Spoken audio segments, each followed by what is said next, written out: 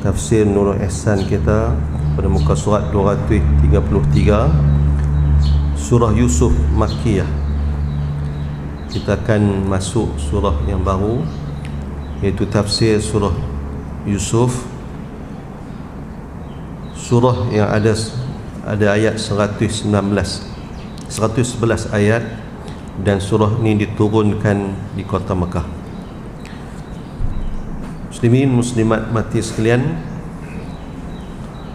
surah Yusuf mengikut riwayat turun pada tahun ke-10 kenabian, tahun yang dikenali dengan tahun Amul Huzni, tahun kesedihan bagi Nabi SAW, dengan sebab kematian Abu Talib, dan selepas itu berlaku pula kematian Sayyidah Khadijah radhiyallahu anha dengan jarak yang dekat. Ada riwayat menyatakan 3 hari saja selang antara kematian Abu Talib dengan kematian Sayyidah Khadijah radhiyallahu anha. Abu Talib yang menjadi pembantu Nabi, menjadi pelindung Nabi, sehingga kan orang Mekah tak berani untuk kacau Nabi. Mereka tak berani nak sentuh Nabi, walaupun macam-macam mereka kata kepada baginda.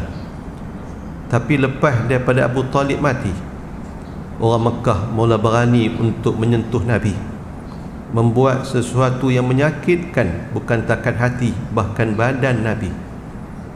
Ditambah pula ujian kepada baginda dengan kematian isteri, iaitu Sayyidah Khadijah radhiyallahu anha, yang banyak membantu baginda, bukan sekadar duit anggit, bahkan juga semangat rancangan yang diberikan oleh Sayyidah Khadijah radhiyallahu anha dalam usaha Nabi menunaikan tanggungjawab sebagai utusan Allah Subhanahu wa taala. Tuan-tuan, inilah surah yang turun pada tahun Amul Huzni, tahun kesedihan, untuk tuan-tuan jadi penawar untuk Nabi Muhammad sallallahu alaihi wasallam secara khususnya. Membaca surah Yusuf ini, yang surah yang disifatkan di dalamnya ada sebaik-baik kisah, kerana menyebut tentang kisah Nabi Yusuf alaihi salam. Tidak ada nabi yang disebut di dalam Al-Quran cerita peringkat demi peringkat, step by step, cerita satu-satu nabi sedetail apa yang disebutkan di dalam surah Yusuf ini.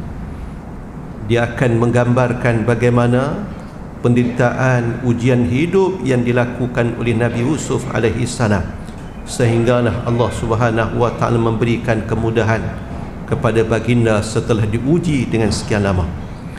Tuan-tuan, Nabi Yusuf mengikut riwayat dilahirkan di Iraq, dan dalam perjalanan balik ke Palestin, waktu itulah mak dia meninggal dunia. Dalam perjalanan balik ke Palestin daripada Iraq, mak dia meninggal dunia. Dan Nabi Yaqub alaihi salam, ayah Nabi Yusuf alaihi salam, tuan-tuan, ada 2 orang isteri. Dengan isteri pertama mendapat 10 orang anak, dan isteri kedua dapat 2 orang anak. Isteri kedua ni lah Nabi Yusuf dan adik yang Bunyamin, 2 beradik. Mak yang satu lagi ada 10 orang saudara, 10 orang adik-beradik yang lain daripada mak yang lain. Membaca surah Yusuf ini akan menghilangkan kesedihan, kata ulama. Siapa-siapa yang hidup dia dalam keadaan sedih, maka dia bacalah surah Yusuf. Baca dan faham apa yang ada dalam surah Yusuf. Selalu kita dengar orang baca surah Yusuf ni hadu baca orang perempuan waktu dia mengandung. Tanya pasal apa baca surah Yusuf? Nak bagi anak segak. Moga-moga senggak sungguh, kan? Walaupun mak ayah tak apa nak segak. Dia ada tu. Tapi tak orang panggil apa? Harapan tu, moga segak. Baca surah Yusuf selain nak bagi anak segak, tuan-tuan, nak bagi tenang, bagi gembira balik hati. Ada juga tuan-tuan yang menyebut siapa-siapa yang anak dia payah nak lekat jodoh, dia payah lambat jodoh, maka dianjurkan baca surah Yusuf ni. Tuan-tuan, baca pada malam Jumaat 3 kali pada ayat dan ayak tu dibuat minum 7 pagi turut-turut, dan mandi, dibuat mandi, baca pada ayak pada malam Jumaat, baca 3 kali, mandi 3 pagi, mandi 3 pagi berturut-turut, dan 7 hari dia minum ayak tu. 7 hari tu 3 kali minum sehari, untuk dia mudahkan jodoh. Moga-moga Allah Ta'ala pertemukan dengan seorang yang jadi teman hidup yang baik, tuan-tuan. Nabi Yusuf alaihi salam, kita akan baca kisah yang seperti mana disebutkan sendiri oleh Allah sebagai kisah ahsanul qisas, sebaik-baik kisah, kerana penceritaan itu daripada bawah, daripada baginda kecil sampailah baginda, tuan-tuan, menjadi orang besar dalam negara Mesir. Kita akan baca bagian penderitaan yang dialami oleh seorang anak, penderitaan yang dialami oleh seorang yang jauh daripada keluarganya, bahkan lebih perit lagi, dikhianati oleh saudara-saudaranya. Tapi ulama menyatakan orang yang menghayati surah Yusuf ini, bila dia balik, dia tengok balik diri dia pun susah, ujian hidup seperti mana yang dia baca daripada kisah Nabi Yusuf, dia yakin seperti mana apa yang Allah kurniakan kepada Nabi Yusuf alaihi salam, di sebalik kesusahan akan ada kesenangan, di sebalik penderitaan akan ada kegembiraan di hujungnya. Begitulah keyakinan yang sepatutnya seorang hamba yakin dengan apa yang Allah atur untuk hidupnya, sebagaimana Nabi Yusuf alaihi salam mendapat nikmat setelah daripada diuji dengan berbagai-bagai ujian semenjak daripada kecilnya. Muslimin muslimat mati sekalian, Allah Subhanahu wa ta'ala berfirman, a'udzubillahi minasyaitonir rajim, bismillahirrahmanirrahim, alif lam ra, tilka ayatul kitabil mubin. Alif lam ra, Allah Ta'ala lebih ketahui dengan kehendaknya. Tilka ayatul kitabil mubin, bermula ini segala ayat, bermula ini segala ayat itu segala ayat Quran yang nyata, yang menzahir bagi yang sebenar daripada yang batin. Tilka ayatul kitabil mubin. Allah Ta'ala sebut dengan memulakan ayat pertama dengan alif lam ra untuk tarik perhatian terutama orang Arab, tuan-tuan. Jadi perhatian, banyak dalam Al-Quran dimulakan dengan huruf muqatta'ah ataupun huruf hijaiyah ni. Ada yang 1 huruf, ada yang 2 huruf, ada yang 3 dan lebih pun ada. 1 huruf seperti mana? Nun. Ada yang 2 huruf, hamim. Ada yang 3 macam alif lam ra ni. Ingat Ustaz Mustasni dulu, Ustaz Siddiq Nur pernah kuliah, dia cerita ada budak sekolah baca alif lam ra ni, dia nak baca tak reti, dia pergi bentang baca almari. Bunyi macam dia bentang almari. Alif huruf muqatta'ah ini untuk tarik perhatian terutama orang Arab yang memang tahu tentang bahasa Arab. Kan setiap mukjizat Nabi, para anbiya tu dapat bersesuaian dengan apa yang ada pada zaman dia. Nabi Musa alaihi salam, kita maklumi Allah Ta'ala bagi ilmu kepada Nabi Musa untuk berdepan dengan gejala sihir yang sehebat di zaman dia. Apa yang Allah kurniakan dalam bentuk mukjizat untuk Nabi Musa dapat menandingi ilmu sihir yang dimiliki oleh orang di zaman dia. Nabi Isa alaihi salam contohnya hidup di zaman perubatan yang hebat. Kan orang berubat, doktor ataupun tabib boleh berubat orang dengan sakan. Tapi Allah Ta'ala kurniakan kepada Nabi Isa alaihi salam mukjizat yang lebih hebat daripada ilmu perubatan yang ada pada orang ketika itu. Boleh hidupkan yang mati. Tuan-tuan, doktor hebat terang mana pun dia tak peraya, tuan-tuan, nak hidupkan hak mati. Hak bagi mati ada, nak perhidup tak ada. Duk hidup, tuan-tuan, sakit dia kata ni tak ada harapan. Boleh kalau nak cabut wayar ni kita boleh cabut ni. Nak bagi mati mudah, nak perhidup pun payah. Nabi Isa Allah Ta'ala kurniakan mukjizat, tuan-tuan, menandingi lebih hebat daripada ilmu perubatan yang ada pada zamannya. Nabi Muhammad hidup ketika mana orang Arab tuan-tuan dengan bahasa mereka yang hebat kan, kepakaran mereka dalam bahasa Arab ini, maka Al-Quran tuan-tuan turun untuk mencabar dan juga menandingi kehebatan yang ada pada orang ketika itu. Jadi ayat bila turun alif lam ra dengan sebut huruf-huruf muqatta'ah saja, tentulah mereka akan tertarik nak tahu apa, nak cerita apa ni lepas daripada ayat huruf yang disebut 3 huruf saja, lepas ni nak cerita apa ni. Dia pun akan tertarik. Kita yang tak reti bahasa Arab, kita tak tahu tuan-tuan, kita tak terasa apa, kita tak terasa tertarik dengan apa yang kita baca. Tapi orang yang tahu, dia akan tertarik dan dia nak dengar apa pula lepas daripada Allah sebut 3 huruf di awal surah ni. Sebagai contoh, Allah Ta'ala sebut tilka ayatul kitabil mubin.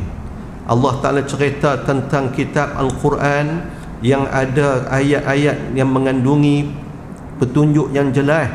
Tuan-tuan, ulama seperti mana disebutkan oleh Dr. Wahbah Zuhaili menyebut, Imam Ibn Katsir dan ulama-ulama yang menafsirkan bahawa Al-Quran sama ada surah ni saja ataupun Al-Quran keseluruhannya, sifatnya adalah Al-Kitabil Mubin, kitab yang jelas, menjelaskan dengan terang, dengan teliti tentang kehidupan kita di dunia dan di akhirat, cerita tentang kemasyarakatan, ekonomi, politik dan sebagainya.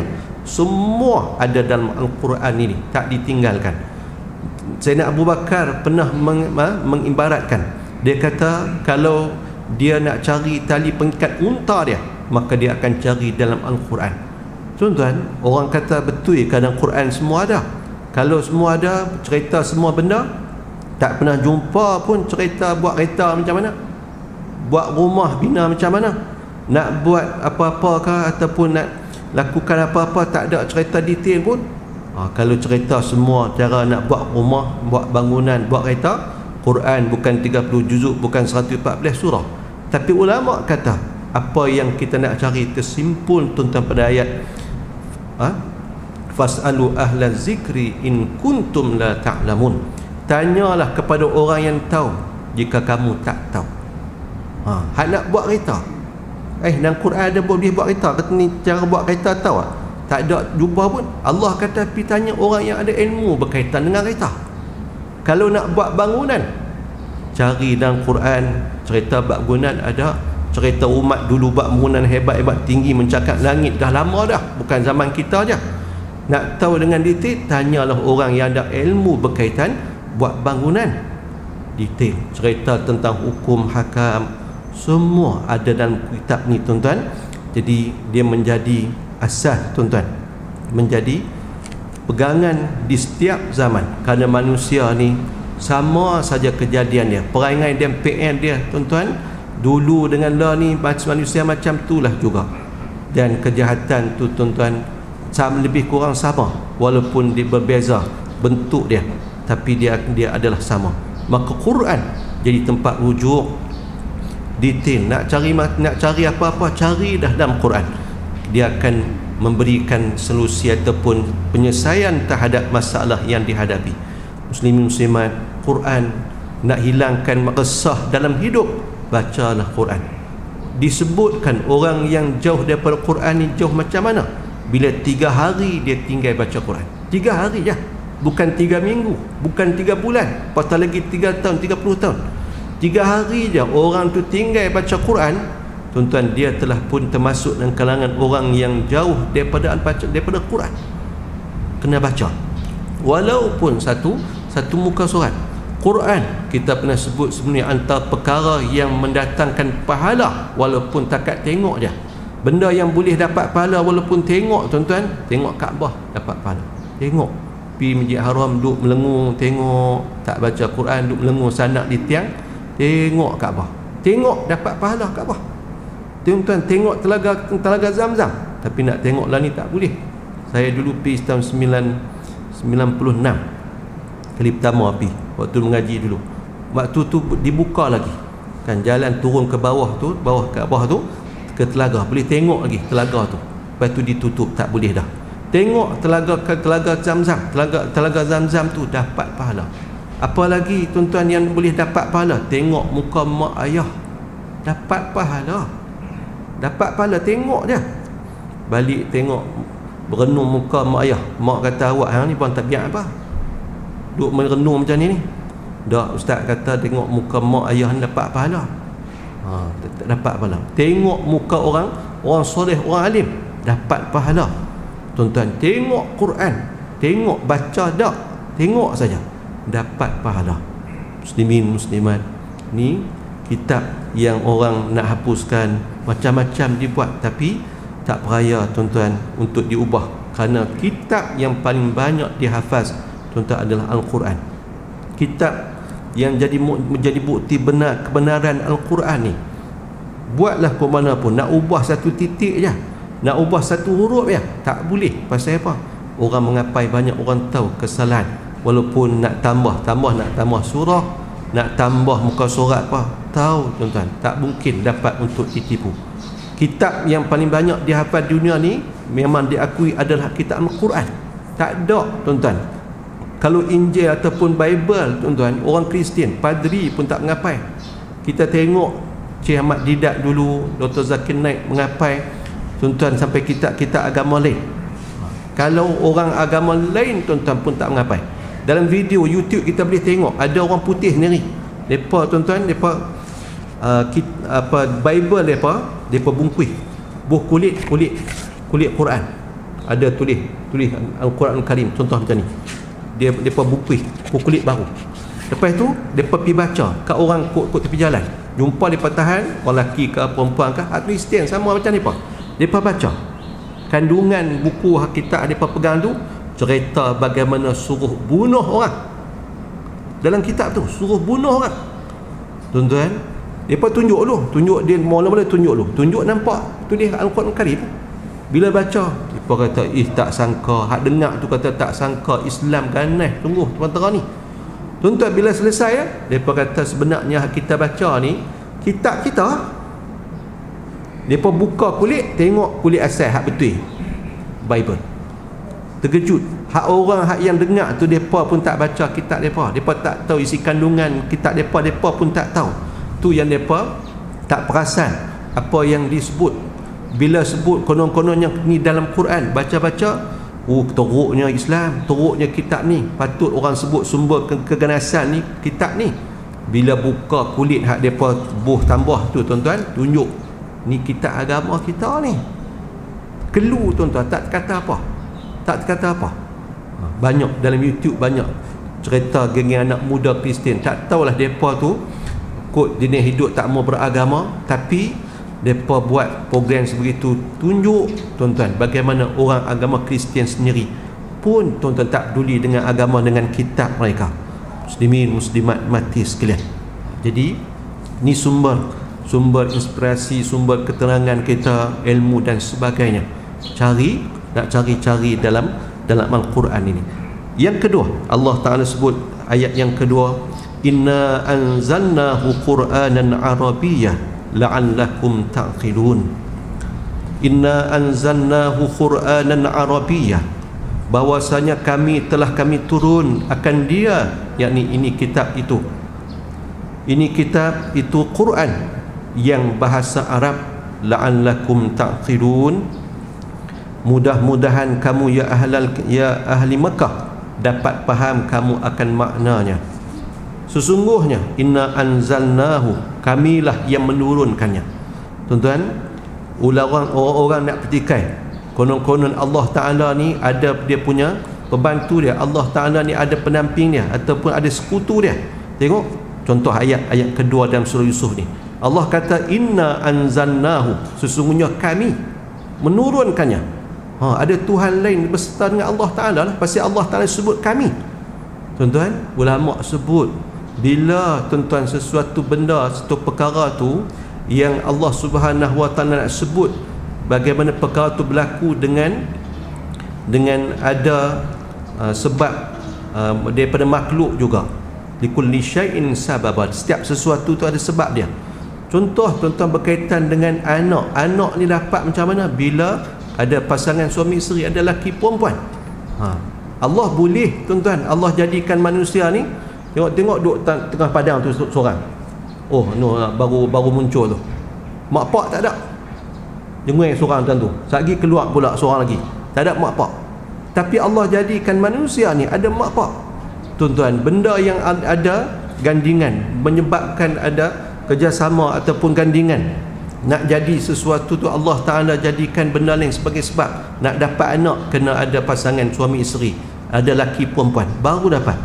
Macam itulah berkaitan dengan Quran. Quran ni Allah nak turun terus kat Nabi Muhammad, boleh tuan-tuan, tapi Allah Ta'ala turunkan melalui Jibril alaihi salam. Kami turunkan, Allah Ta'ala sebut kami kerana tuan-tuan Quran ini turun melalui Jibril alaihi salam. Daripada Batu Izzah turun mai kepada Nabi SAW, mai daripada langit dunia ni 23 tahun turun sikit kat Nabi. Kami turunkannya, kata Allah Ta'ala, Quranan Arabiyyah, dalam bahasa Arab. Turun dalam bahasa Arab. Muslimin muslimat mati sekalian, Imam Ibn Katsir kata kitab yang paling suci, paling mulia ni turun dengan bahasa yang paling mulia, itu Al-Quran. Turun kepada Nabi yang paling mulia, iaitu Nabi Muhammad.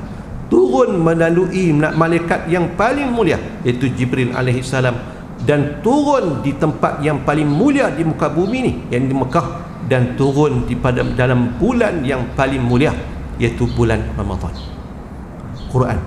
Muslimin muslimat, cuma saya nak pesan, pasal ada dalam Facebook orang duk sebut dengan sebab kemuliaan Al-Quran ni lah, bila tu malaikat Jibril alaihi salam buat turun Quran kepada Nabi Muhammad, maka Jibril menjadi mulia dengan sebab Quran.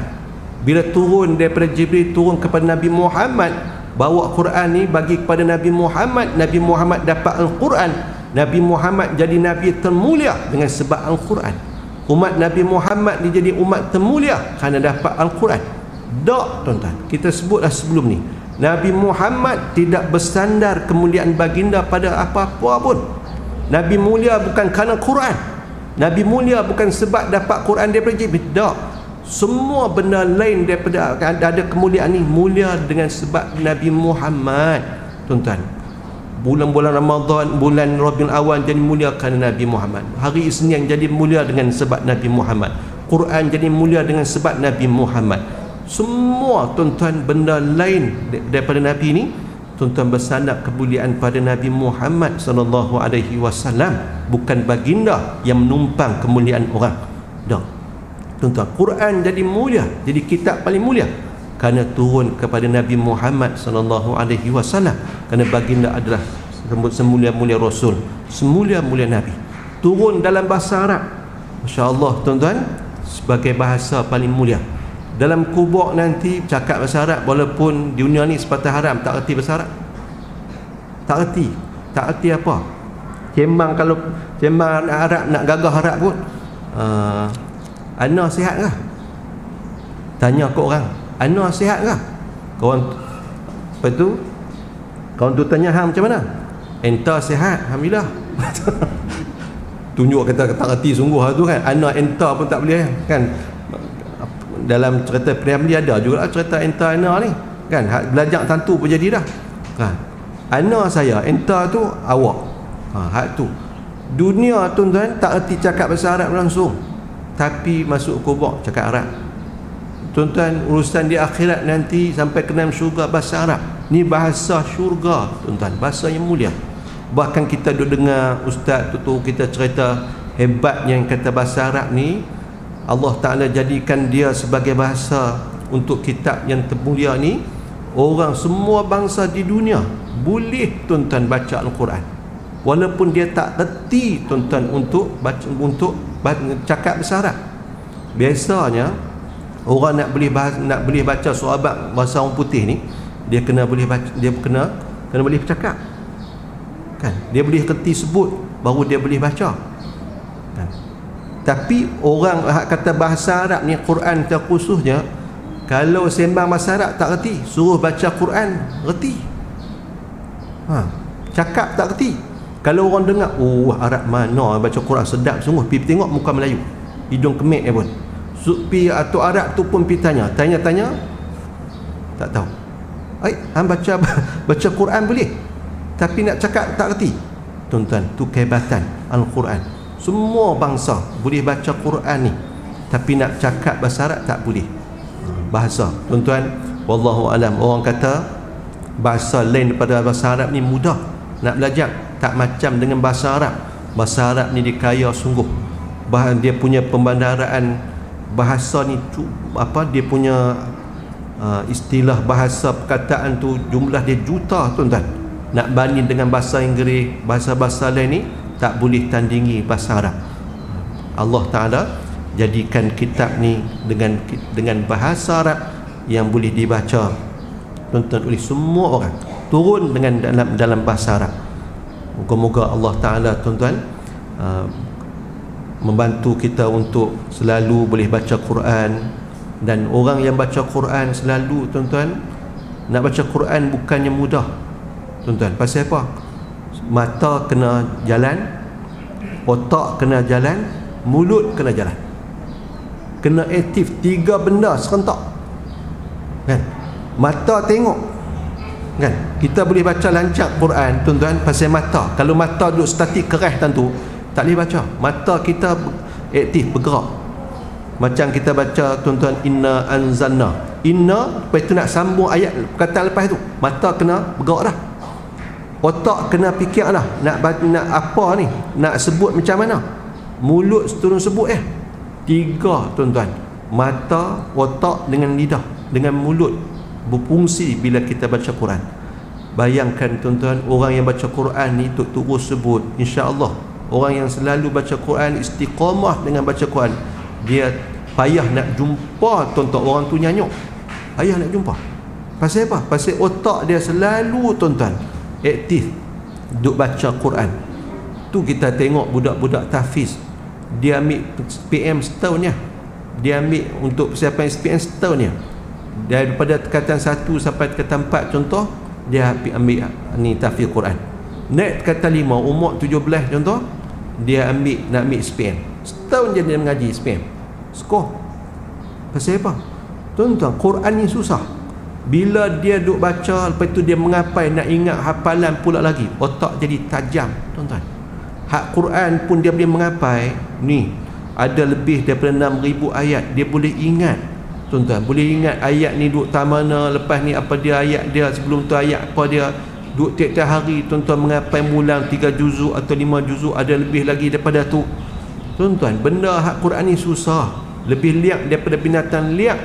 Kalau tinggal sehari mengapai, macam anak-anak kita, saya kalau anak balik, tuan-tuan, daripada ngaji, balik cuti seminggu sudah lah, jadi serabut tu, kan?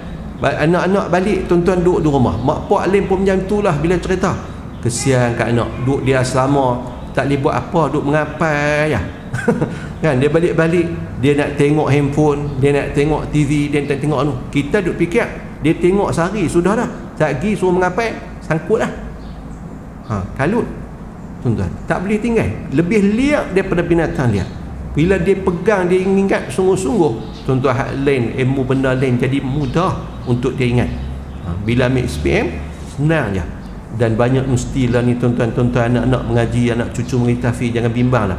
Kok lah lepas ni nak pergi, nak ambil periksa tak mana, SPM payah dak, mesti, tuan-tuan. Banyak Nusyam pun kalau tak silap saya, bila pelajar tu, tuan-tuan, masuk, dia tak ada SPM, dalam tempoh tu dia kena ambil SPM. Banyak universiti di UNICEF ke apa, di Selangor pun ada 2-3 universiti katanya buat program untuk anak-anak tahfiz. Mereka akan ambil SPM dalam masa yang sama mereka duduk mengaji di universiti itu. Mana peluang untuk anak-anak tahfiz ni. Bahkan macam Darul Quran, Darul Quran di Kuala Kubur tu, buat program. Habis daripada Darul Quran tu, ada yang sambung ambil engineering, ada yang sambung ambil medik, ada yang ambil bidang-bidang bukan mutak untuk jadi ustaz ataupun jadi guru Quran saja. Ada yang habis keluar jadi doktor. Bila saya duk pergi dulu bulan Ramadan, pergi kuliah Ramadan dulu, tiap-tiap malam ni tukar masjid, malam ni tu surau. Jadi bila habis main tarawih, lepas tazkirah semua, sembang lah, duk mengaji mana. Pasal itu imam muda, dia kata mengaji UAE. Dulu mengaji mana? Dulu Darul Quran. Ambil bidang apa UAE? Medik. Malam esok tuan-tuan kita pergi talin, tanya mengaji mana, dia habaq universiti, ambil bagi apa? Engineering. Engineer dulu ni mengapai Quran elok pun, ngapai banyak cara ni. Dia kata dulu mengaji tahfiz, lepas tu sambung engineer, nak jadi engineer. Tuan-tuan peluang banyak, tak ada masalah tuan-tuan. Bahkan tuan-tuan, kalau kerajaan sebenarnya mereka melihat bagaimana anak-anak yang dapat pendidikan agama ni daripada bawah, bila naikkan sampai ke atas mengaji mudah. Yang keduanya tuan-tuan, masalah bagaimana orang-orang yang bekerja bermajikan ni, terutama staf kerajaan, cerita bab amanah, cerita bab kejujuran ni banyak sangat berlaku kebocoran, cerita macam-macam berlaku. Cerita bab hukum hakam ni, halal haram ni tak peduli. Maka asas agama tu tuan-tuan sekarang orang pandang, orang tengok tuan-tuan, untuk dipilih bekerja dalam kerajaan sekalipun. Jadi muslimin muslimat, beruntung kalau tuan-tuan ada anak, ada cucu, tak ada dengan anak, bagi ada cucu. Biarlah dalam keluarga kita ni ada hafiz paling kurang seorang. Kalau tak dan anak pun tak ada, cucu pun tak ada, sponsorlah anak-anak Melakan, cucu Melakan, ataupun anak nak kawan mengaji, bayar yuran. Tak boleh bayar semua, separuh bagi kan, supaya kita ada yang akan jadi pemberi syafaat untuk kita di akhirat. Dalam Sunan Imam Tirmizi, tuan-tuan, Nabi sebut, ada hadis Nabi sebut tentang orang yang mengapai Quran. Lepas tu tuan-tuan, dia fahalalahu, dia menghalalkan apa yang halal dan mengharamkan apa yang haram. Yang mengapai Quran, lepas tu dia tahu apa yang halal, apa yang haram. Hak halal dia kata halal, dia pegang sebagai halal. Hak haram dia kata haram dan dia pegang sebagai haram. Tuan-tuan, di akhirat nanti dia boleh bagi syafaat untuk 10 ahli keluarga dia, 10 ahli keluarga dia yang depa tu memang nak kena masuk neraka dah, dengan sebab syafaat dia sebagai orang yang mengapai Quran. Dia tahu tentang Quran dan meramai isi kandungan Quran. Dia boleh bagi syafaat untuk 10 orang ahli keluarga yang Nabi sebut dalam hadis tu. 10 ahli keluarga tu memang akan jadi neraka, ahli neraka. Hebatnya orang yang mengapai Quran. Masya Allah, muslimin muslimat mati sekalian. Jadi bukan senang. Ada tuan-tuan, saya baca kisah seorang orang tua Arab meninggal. Tuan-tuan, dia meninggal tu, keluarga dia kata selepas dia berjaya menghafal Al-Quran. Dia mengapai Quran ni tuan-tuan umur 50 lebih. Bila dia bertekad dan minta sungguh kepada Allah Ta'ala, janganlah matikan dia, sehinggalah dia berjaya menghafal Quran. Dia minta macam tu. Dia menghafal tuan-tuan sehari bukan banyak pun, pasal otak umur 50 lebih lah. Bila umur sampai dia mati umur 70 lebih tu, keluarga dia kata apa yang dia minta tu Allah Ta'ala makbulkan. Dia berjaya menghafal Quran walaupun sehari sikit. Tuan-tuan, moga-moga kita ada keazaman, muslimin muslimat. Allah Ta'ala muliakan keluarga yang ada Quran. Kita kalau tak mengapai pun biarlah Quran ni selalu dibaca dalam rumah kita. Tak dan baca, kita pasang kaset kan. Dah ni macam-macam kuari tu ada. Kita boleh buka YouTube. Biarlah rumah kita berkumandang dengan ayat-ayat Quran. Tak, supaya tak ada tuan-tuan benda-benda tak ketahuan main tumpang. Biar aura dalam rumah kita yang baik kan. Dia bagi pengaruh yang baik untuk anak-anak kita, keluarga kita, insya-Allah. Muslimin muslimat mati sekalian, kami turunkannya Quranan Arabiyyah la'allakum taqilun, agar kamu berfikir. Muslimin muslimat mati sekalian. Khususnya ayat yang ketiga, nahnu naqussu 'alaika ahsanal qasasi bima awhayna ilaika hadzal Qur'an wa in kunta min qablihi laminal ghafilin. Kami cerita atas engkau ya Muhammad akan yang seelok-elok segala cerita dengan barang yang kami wahyu akan engkau, ini Quran. Dan jika ada engkau dahulu daripada dahulunya, daripada jumlah segala orang yang lalai sekalipun. Ustaz main.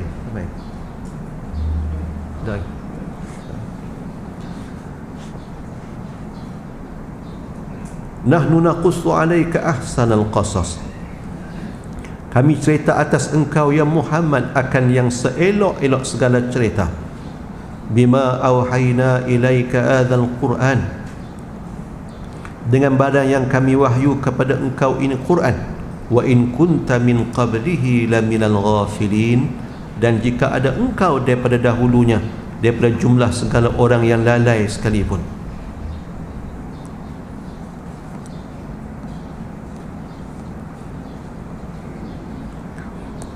Kami ceritakan kepada engkau sebaik-baik kisah. Muslimin muslimat, Allah sifatkan kisah Nabi Yusuf dalam surah ini sebaik-baik kisah, seperti mana yang kita sebut tadi tuan-tuan. Bagaimana kisah Nabi Yusuf ni dicerita peringkat demi peringkat daripada bawah, daripada awal sampai ke habis. Dia tak pecah, tak berselerak tuan-tuan, seperti mana kisah Nabi-Nabi yang lain. Bagaimana kisah tentang dalam keluarga, kisah tentang bagaimana duduk dalam masyarakat, kisah ketika mana baginda duduk sebagai seorang orang besar dalam kerajaan di Mesir, cerita bagaimana kesusahan yang ditempuh itu dengan penuh kesabaran akan berakhir dengan kebahagiaan tuan-tuan. Jadi seperti mana di awal kita sebut, susah, sedih, serabut, antaranya baca Al-Quran, dan khususnya surah Yusuf ini bagi mengembalikan kegembiraan bila kita hidup dalam keadaan susah. Tuan-tuan, ulama kata orang yang bertakwa dan bersabar mengambil contoh daripada peristiwa kisah Nabi Yusuf ini, maka dia akan berakhir dengan kebaikan.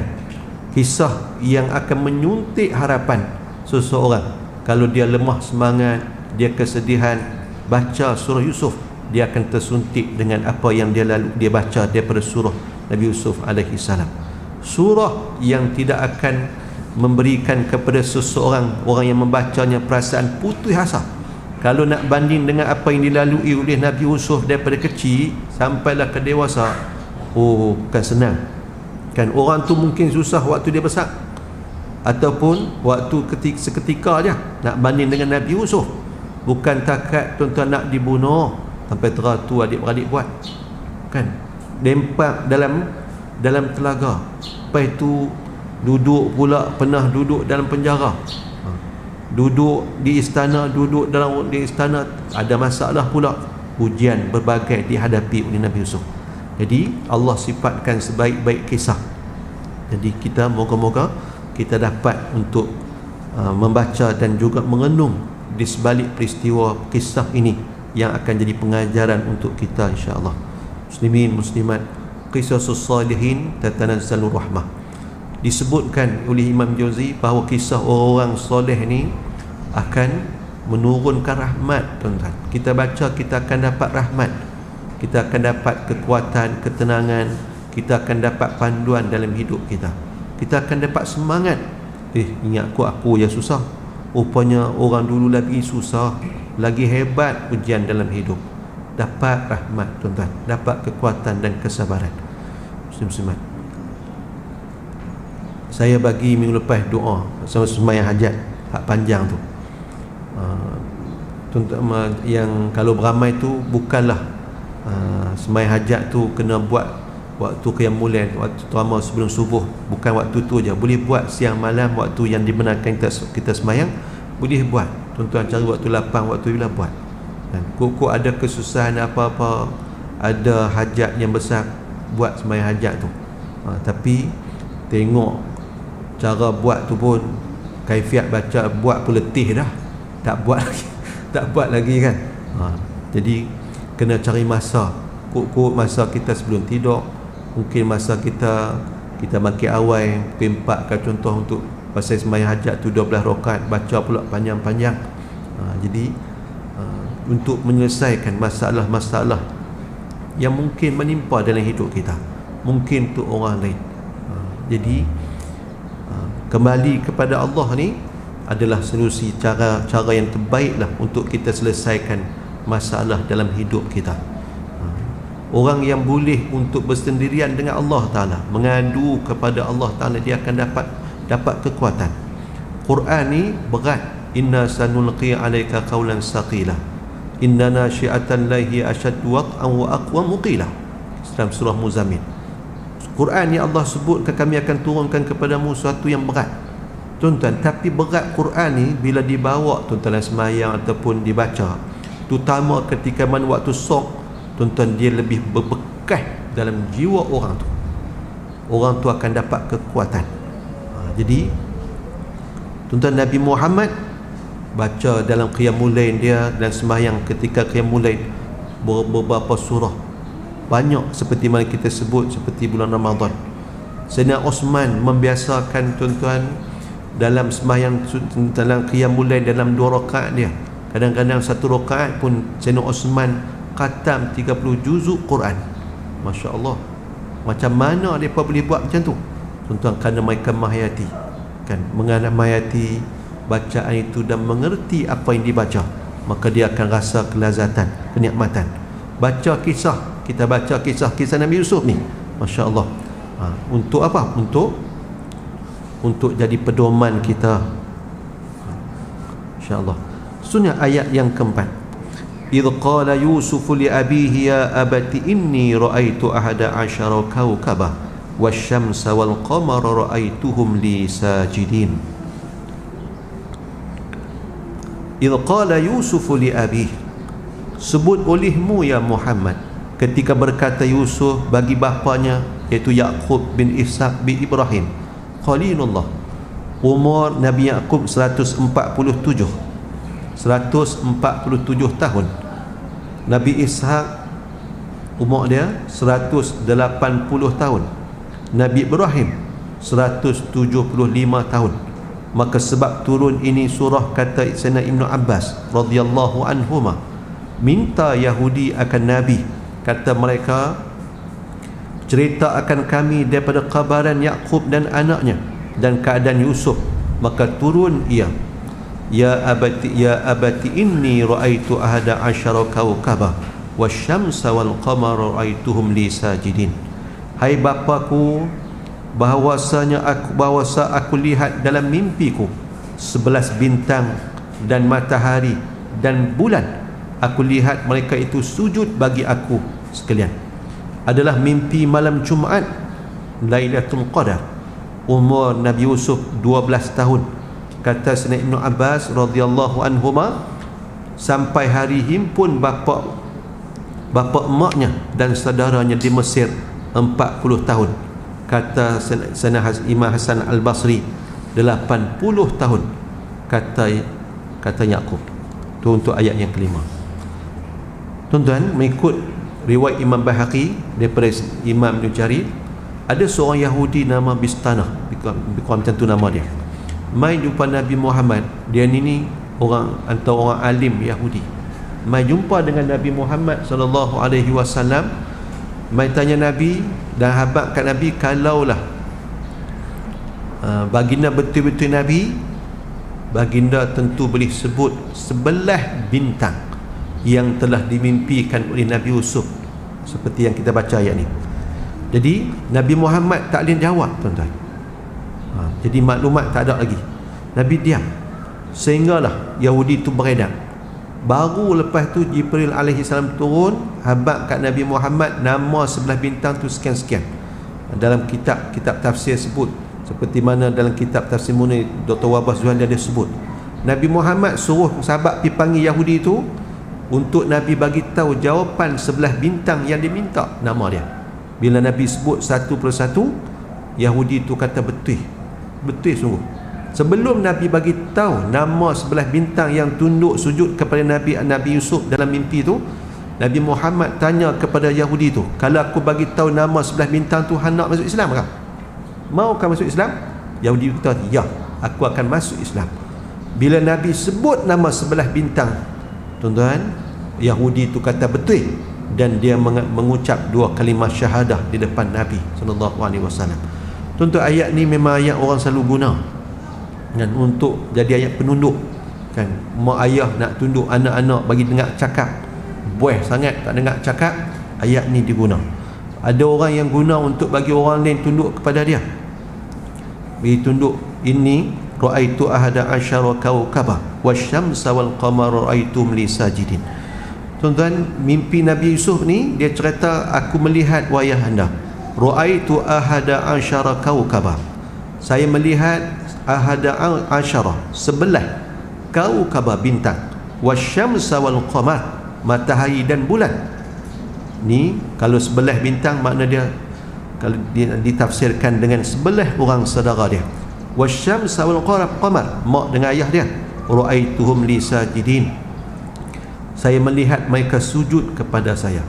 Muslimin muslimat, mimpi anak kepada Nabi Yaqub ni, iaitu Nabi Yusuf ketika umur 12 tahun, dia mimpi tengok tuan-tuan 11 bintang dan juga matahari dan bulan tunduk kepada dia. Tuan-tuan, Nabi Yusuf ni Nabi sebut anak kepada Al-Karim bin Al-Karim, anak kepada Al-Karim, anak kepada Karim. Siapa dia? Nabi Yusuf bin Nabi Yaqub bin Nabi Ishaq bin Nabi Ibrahim. Itu ketua Nabi Yusuf. Nabi Yusuf bin Nabi Yaqub. Nabi Yaqub anak kepada Nabi Ishaq. Nabi Ishaq tuan-tuan anak kepada Nabi Ibrahim. Saudara sebapa dengan Nabi Ismail alaihi salam, keturunan nabi-nabi ni. Jadi Nabi Yusuf ni seperti mana kita sebut tadi, 12 tahun dia mimpi dan dia cerita kepada ayah. Tuan-tuan, kalau kita mimpi yang elok, Nabi suruh cerita mimpi tu, tapi cerita kepada orang yang baik, orang yang tahu ataupun orang yang amanah untuk kita kongsi dengan dia. Jangan cerita mimpi kita yang baik-baik ni dengan sebarangan orang. Jangan. Nikmat tuan-tuan, mimpi baik ni salah satu nikmat.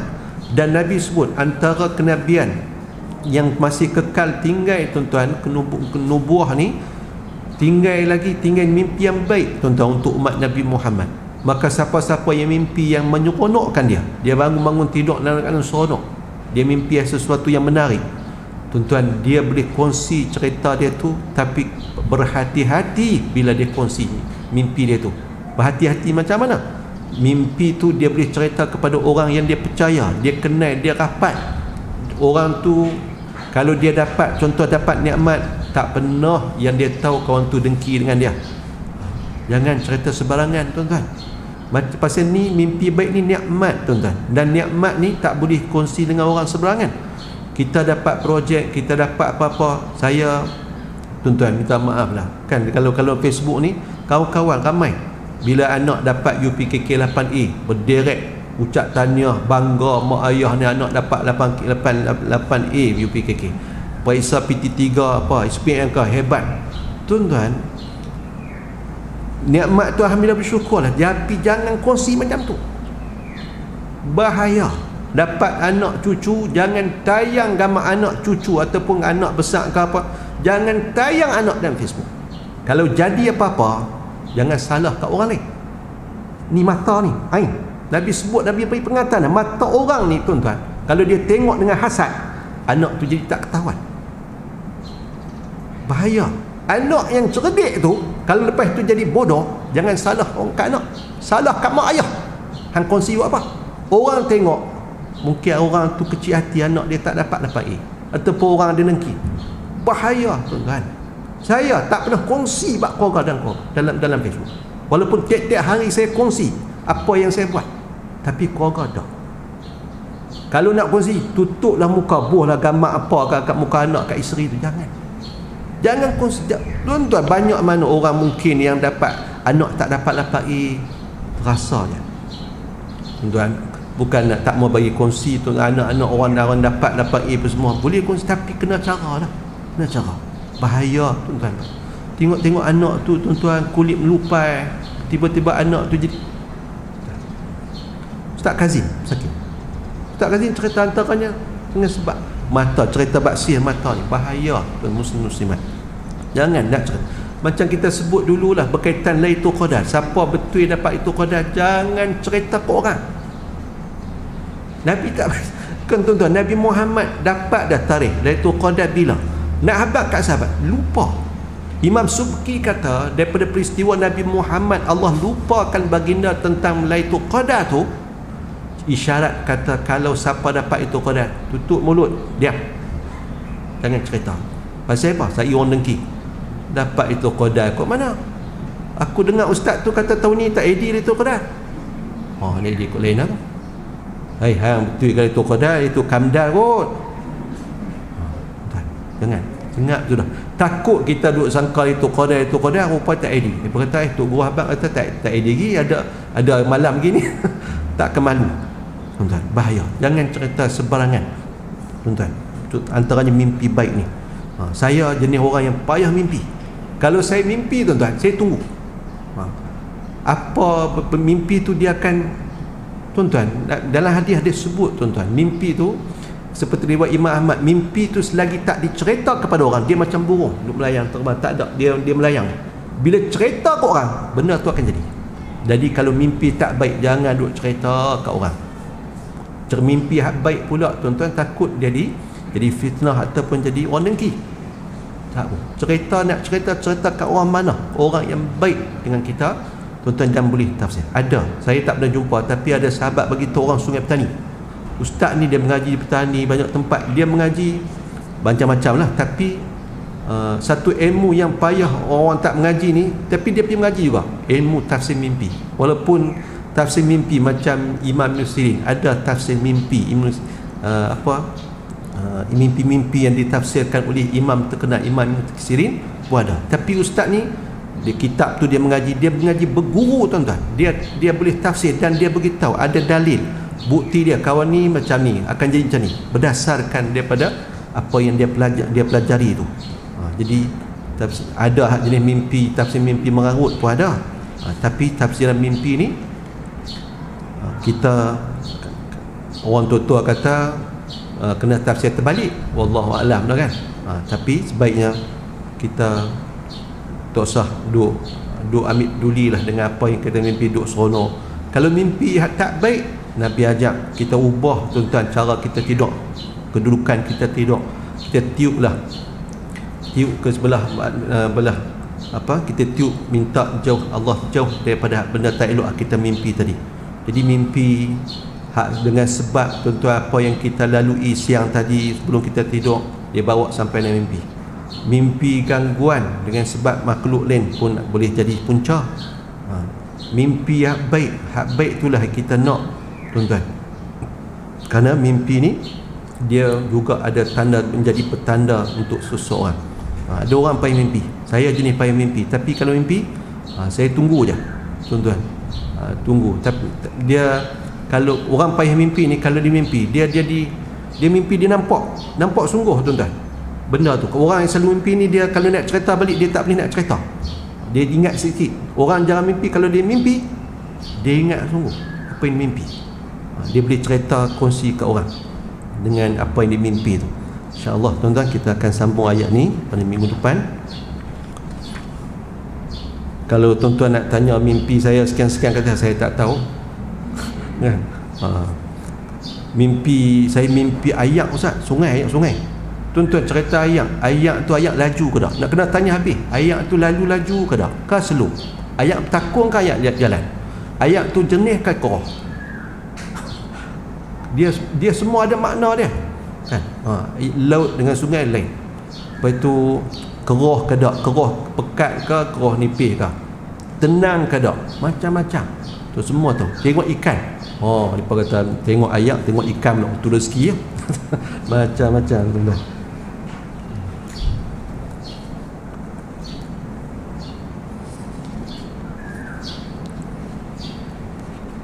Muslimin muslimat mati sekalian, Ustaz Muhtasni dah sampai, dan insyaAllah minggu depan kita akan sambung balik ayat ni dengan izin Allah.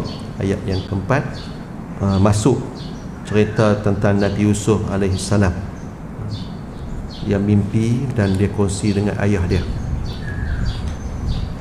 Wallahu a'lam. Mari sama-sama kita akhiri dengan sedikit doa dan setelah itu dengan tasbih kafarah dan surah.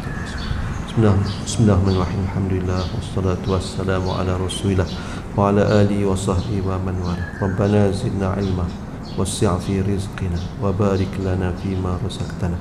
Allahumma innaka 'afuwun karim tuhibbul 'afwa fa'fu 'anna. Allahumma habibna ila habibika Muhammadin sallallahu alaihi wasallam ربنا آتنا في الدنيا حسنة وفي الآخرة حسنة وقنا عذاب النار وصلى الله على سيدنا محمد وعلى آله وصحبه أجمعين والحمد لله رب العالمين.